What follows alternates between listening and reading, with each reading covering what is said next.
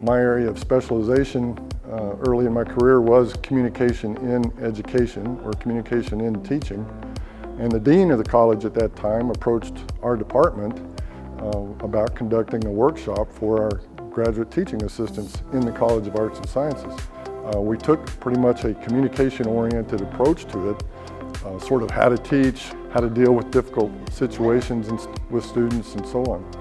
But as time has progressed, we've gotten more into different kinds of university policy that have to be adhered to. And I know that some are coming back having taught before in some other capacity or some other venue. So it just orients them to what's expected at Texas Tech as teachers.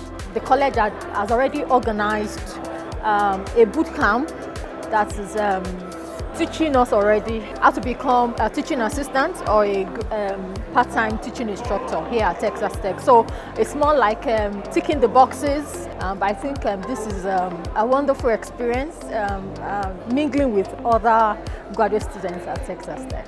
It means a lot in terms of making sure that our graduate teaching assistants, whether they be master's students or doctoral students, get a good foundation in some areas of policy and just classroom management to get them started on a good foot in their classes. So I went to Dr. Iber's speech about resolving conflict, and I was very impressed with his immediate saying, like, you don't need to immediately bat your chest and you're the authority figure.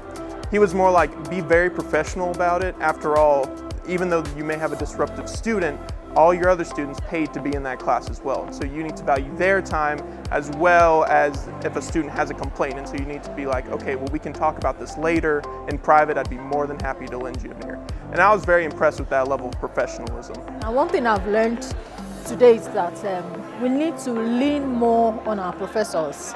We shouldn't be afraid of using some of their knowledge. So I think that's going to be the take home for me here, because we need them to fly higher as much as we want to, because we're going to be the next set of professors. So we need to ride on their shoulders and then reach to the sky. So that's a take home for me. The thought of maintaining teaching a class is very daunting. But these lessons and tidbits that the speakers have provided will help me lay a track of what my class is going to look like learning how to write a syllabus, dealing with conflict. These are things that you don't learn, but here I'm getting to learn how can I properly manage a classroom and make sure that my students learn what they're supposed to do. And that's invaluable experience.